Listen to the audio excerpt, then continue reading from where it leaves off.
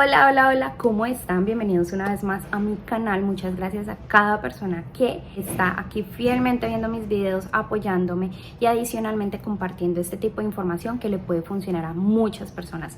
Si eres nuevo en el canal, te invito a que te suscribas. Adicionalmente, si deseas algo de asesoría, acompañamiento o dudas que tengas sobre los servicios que brindo para poder pasar migración en México, te invito a que me sigas en mi Instagram, me escribas, que es el único medio donde chateo y converso con ustedes. Bueno, vamos a empezar este video de la siguiente manera: la preocupación al momento de invitar a alguien o de hacer una carta de invitación y que ésta se incumpla. ¿Qué pasa si eso sucede? Entonces, en este caso vamos a aclararlo muy bien. Recuerden que hago cartas de invitación, hago preregistros, hago itinerarios, servicios como asesorías, te preparo para la entrevista, te preparo muy bien para tu viaje. Hace más de 2 años hago este tipo de procedimientos y a Dios gracias no me han devuelto ni una persona. Ahora sí, comencemos.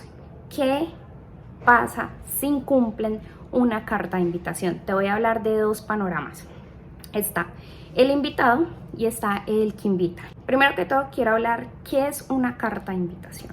Una carta de invitación es un documento, una carta, como muy bien lo dice, en donde una persona, ejemplo, yo estoy aquí en Colombia, esta es mi casa, y yo genero un documento en el cual le hago una carta al Consulado de México, a Migración, diciéndole: oye, mira, yo estoy invitando a X persona a que venga a alojarse a mi domicilio.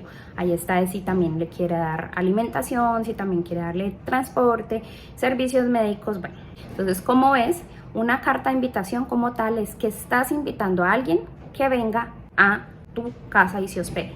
Entonces, ¿qué es lo que hace la persona invitada al momento de que va a pasar migración? Entrega la carta y los de migración pues la revisan y todo. ¿Qué pasa si en la carta tú colocaste: invito a esta persona para que venga desde el 20 de enero hasta el 30 de enero? ¿Y qué sucede si la persona incumple? ¿Qué pasa conmigo si yo la invité y esta persona no cumplió? Entonces, como les explico, vamos a hablar de los 2 panoramas. Está el de la persona que es invitada. Primero que todo, es importante aclarar que esta persona debería de ser respetuoso, ¿no? O sea, si dijo cierta fecha voy a estar o cierto tiempo voy a estar, pues cumplirlo, ¿listo? Ya si está de acuerdo con la persona que te invitó y te dijo: no, mira, puedes extenderte, no hay problema, yo te sigo dando alojamiento, y hay un acuerdo mutuo, está perfectísimo, ¿listo? Ahí el problema es con la persona invitada que vaya por las calles de México y lo pare la policía. La policía inmediatamente puede solicitar una expulsión para que te vayas a tu país, o puede generarte una sanción o multa. Entonces es algo que la verdad es bastante grave, y ahí sí que pereza uno tener ya como alertas migratorias o problemas migratorios. Entonces evadamos o ahorrémonos este tipo de casos, ¿listo? Bueno, ¿qué sucede? Por ejemplo, ¿cómo te das cuenta de que eres una persona que puede estar multada? Y es que ustedes saben que al momento de que pasa migración, el agente migratorio te pone una fecha máxima, te la escribe. Recuerde que ya no piden forma migratoria, sino que simplemente en el pasaporte te escribe hasta cuándo tienes acceso. Si no te escribe fecha, recuerda que tienes hasta 180 días para estar de turismo en México. Ahora, ¿cuál es tu papel si te excedes de esa fecha que dijiste? Ejemplo, en este ejemplo estamos hablando de hasta el 30 de enero. Si te excedes del 30 de enero y eliges alargar tu fecha de viaje, recuerda que debes de pagar una multa. Esta multa, yo ya lo he explicado, lo que debes de hacer es que un día antes de tu viaje, para retornarte a tu país, debes de acercarte a migración en el aeropuerto donde vas a viajar y debes de pagar una multa. La multa aproximadamente es de 700 pesos mexicanos. No sé este año en cuánto esté, pero aproximadamente son 700 pesos mexicanos. Estamos hablando de $35. Tú, habiendo pagado esta multa, ya ahí pues no tienes ningún problema, sales del país Entonces, esa es la parte del que fue invitado, cuál es el inconveniente al momento de que incumple con la carta de invitación. O sea, esas son tus desventajas el haber incumplido. Ahora vamos a hablar del que te invitó, ¿en qué lo afecta? Quien te invitó, si no se cumple esta fecha máxima de la carta de invitación, no va a tener ningún inconveniente policial, ni ningún inconveniente judicial, ni ninguna multa. No se preocupen, en México no pasa eso.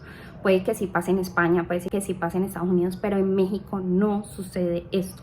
No te multan, no vas a tener ningún tipo de inconveniente. Otro caso diferente también es que la persona que invita, si ya no quiere tener a esa persona en su casa, porque no hubo un acuerdo mutuo, sino que la persona se va de su casa y sigue en su país sin ese permiso, tú lo que puedes hacer es llamar y reportar a la policía y decir, ok, mira, hice una carta de invitación, esta persona, si te sientes afectado, no porque quieras hacer el mal o el daño, porque en sí a ti no te va a afectar en nada de que la persona siga extendiéndose en tu país. Lo que sí harías de pronto es que llamas a la policía y dices, oye, mira, yo hice una carta de invitación, el extranjero sigue estando en el país, ya no está en mi casa, ya no está alojado en mi casa, porque lo coherente es que si tú ya no quieres, o si esa persona sigue ilegal y tú ya no quieres que esté en tu casa, pues entonces tú puedes llamar a la policía y reportarlo. Pero aquí hay un problema, y es que como tal no te estás beneficiando de nada y tampoco la otra persona se está perjudicando.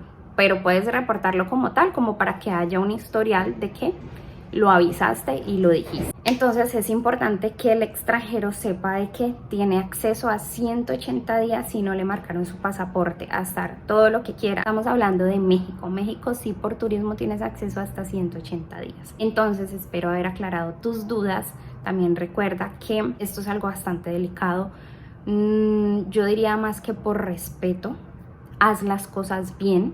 Ejemplo, si quieres extender tu estadía, habla con la persona que te dio alojamiento si está de acuerdo. Si está de acuerdo y tú eliges quedarte en su país, recuerda que hay una opción de ejemplo de que me quiero quedar, Ingrid, y quiero adquirir la residencia. Entonces puede ser la residencia o por matrimonio, o puede ser la residencia por trabajo, empleo, oferta laboral. Al adquirir esta residencia, tú ya puedes estar en el país todo lo que quieras. Pues obviamente si la residencia es por 1 año, por 2 años, depende de la situación, puedes estar sin ningún problema, ¿listo? Lo ideal es que estés legalmente en el país y que estés sin problema, y también que estés bien con la persona que te invitó, o sea, que no le faltas al respeto aprovechándote de esta situación.